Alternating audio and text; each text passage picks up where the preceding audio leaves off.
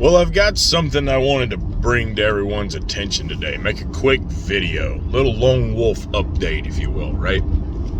So, if you've been watching some of the last few videos that I've made, you'll know that I've mentioned recently that I was going to be getting an MRI done on my hand. I'm pretty sure I've talked about that in videos recently. So, for the first time in years, we actually got some health insurance, me and my wife. She's been on her mom's plan for years, but I finally got health insurance. Her job offered better insurance than mine. We're going to come back to that about the whole better thing. But, so it was better priced, covered more, so, for a family plan on top of that. So, we went with hers, and up to this point, things have been pretty good, right? But in all honesty, I probably could use either some x-ray or MRI potentially on some other parts of me as well. My knee, for sure, my left knee. I've got a lot of problems there, potentially my neck. But when I went to the doctor last, I've got this big lump in my right hand right there. I don't know if you guys can see it very well in that angle or not, but it's a lot different than on this hand. And this happened years ago. We went to, I don't even remember if we went to North Carolina or Florida on vacation, but we went to like an arcade, and I did a batting cage hitting baseballs. And I did it too many times, I guess. And I strained something in my hand. My thumb was kind of locked up, and where that lump is at, it swole up real bad. Took overall, I'd say, about a week to get everything kind of back to normal. I have, use of my hand. But if I ever have to get out there, like say when I'm working on my cars, or, like with my Trans Am, it's kind of things I'm trying to bring that car back to, excellent condition. So I replace stuff here and there, or if I'm just working with tools, hammer. For example, when I had my building delivered, that's going to be where my future videos will be coming from, I had to take up a fence post to get my, open the gate. The gate wasn't quite wide enough, so I had to take the fence post up and then replant the fence post when they were done. But to take it up, it was in the ground solid with concrete, right? Cement. So I had to get out there with a pickaxe, an old Matic, just swing and bust big chunks of concrete. And, the impact of that just right there in the hand, time after time, it swole up. My hand was kind of trimming for a little while. So unless I'm doing things like that, it really doesn't bother me. But as I have to do that kind of work, sometimes that lump will swell up 2 to 3 times where it's at right now. My hand just gets bad cramps, and even sometimes, like in that case, potentially even tremors. So the doctor could not identify. At first he thought cyst. He did an ultrasound on it. They said it looked like nothing but muscle tissue, but didn't know why there would be that. So he said MRI. So I'm pretty sure I talked about this like the day I went to this surgeon, and I'm pretty sure I brought up what happened here. I already knew from my doctor I needed an MRI, okay? I went to this surgeon, paid them $60 for the copay to go inside, get an x-ray done on my hand, go to a waiting room and spend more time waiting on this guy to come into the room than he spent actually even looking at my hand. Just kind of takes it, looks at this side, looks at the other side, squeezes it, tells me to put my thumb over here. Now put your thumb over here. Now move your finger over here. But by the end, I've done the hokey pokey with my thumbs and my fingers over here, okay? And then he goes, yep, you need an MRI. Like, oh, wow. That's I'm so glad you told me that. Like, I didn't have my own doctor already say that that's what the fuck I needed. Now I came here, went through this to pay $60 for you to tell me what I already knew coming here. And then you were going to schedule me to come back for the MRI, where I would then be paying something for that.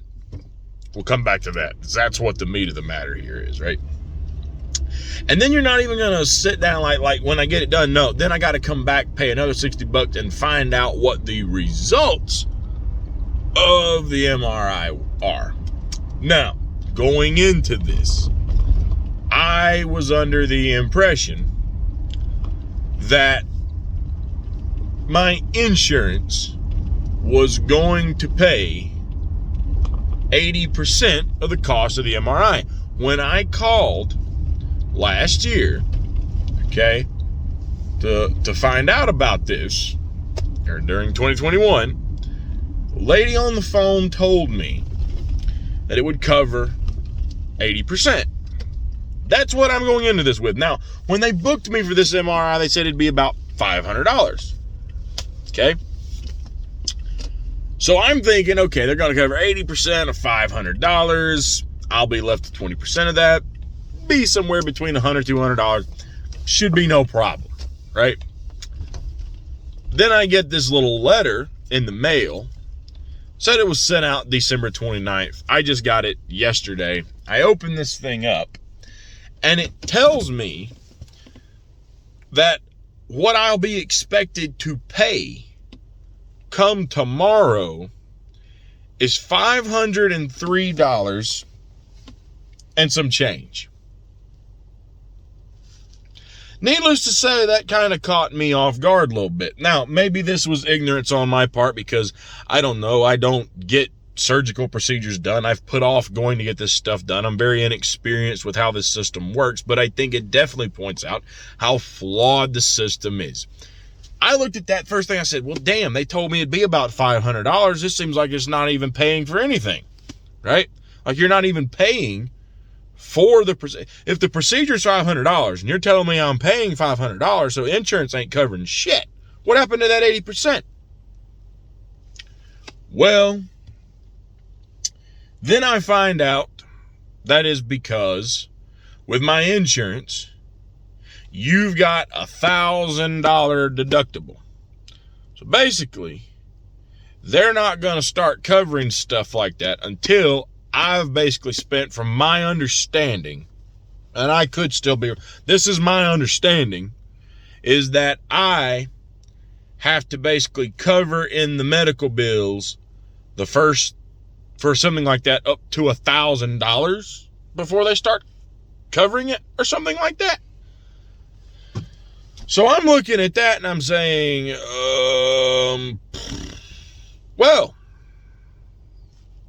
would have been nice to know that. So now I have pushed this back for quite a while. Okay? Because I'm going to have to, and probably spring, summer. I look at it like this. I've been dealing with this for over 3 years. A few more months to get their $500 saved up ain't gonna kill me.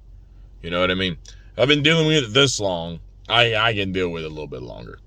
So, but the thing is, a lot of my more conservative and libertarian friends obviously have problems with trying to institute the whole Medicare for all system.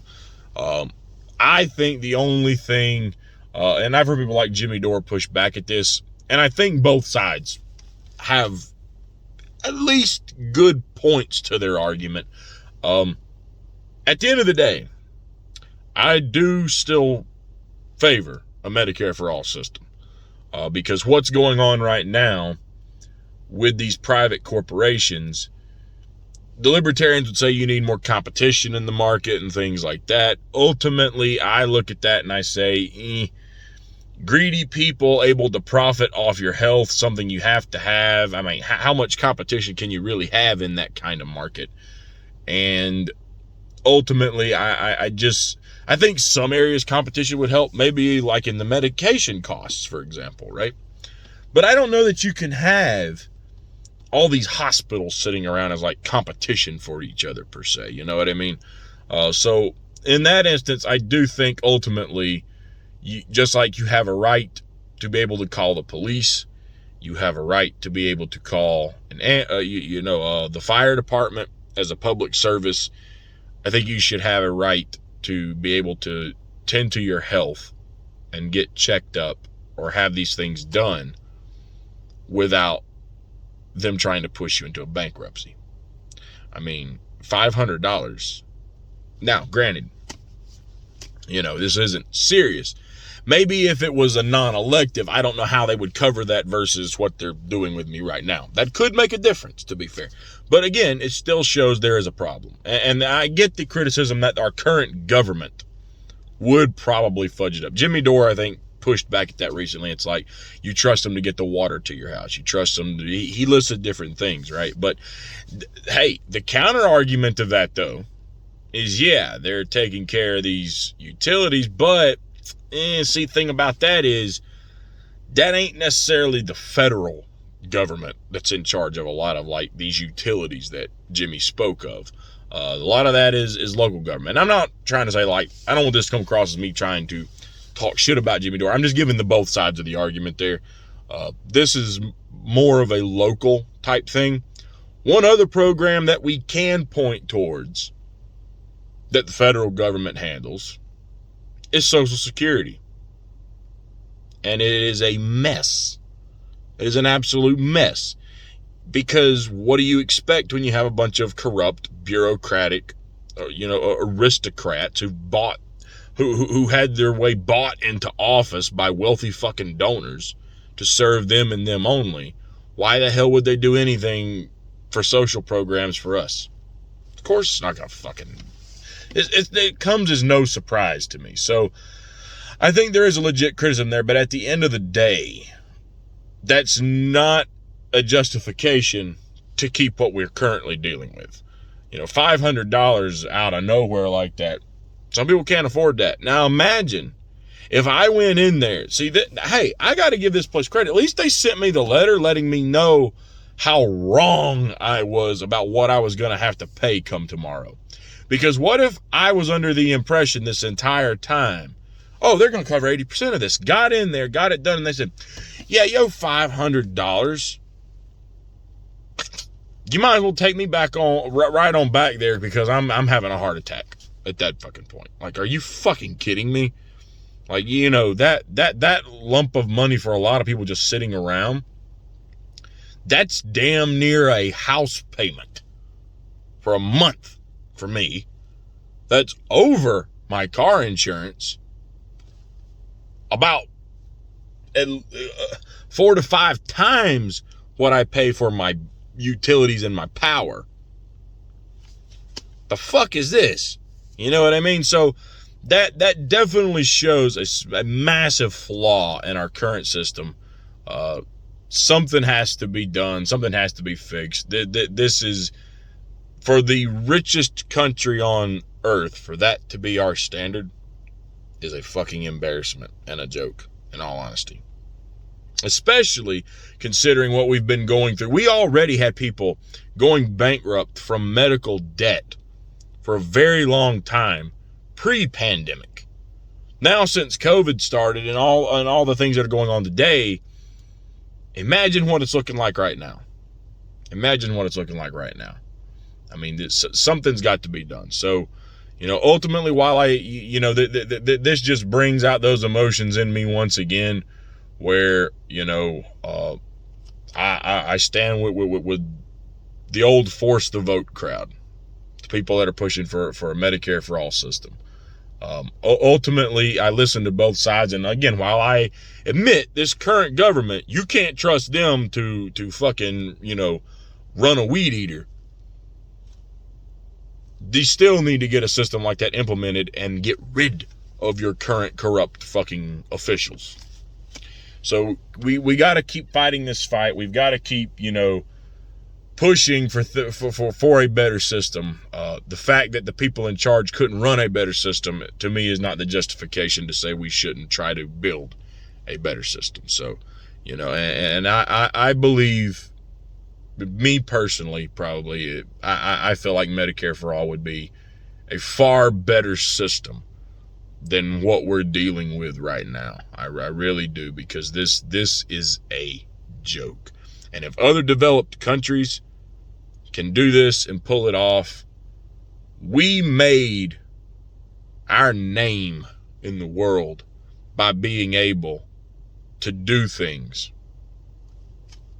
We made, like, think of it like this, for all the people who are a little more on the right that love this whole Americana type thing.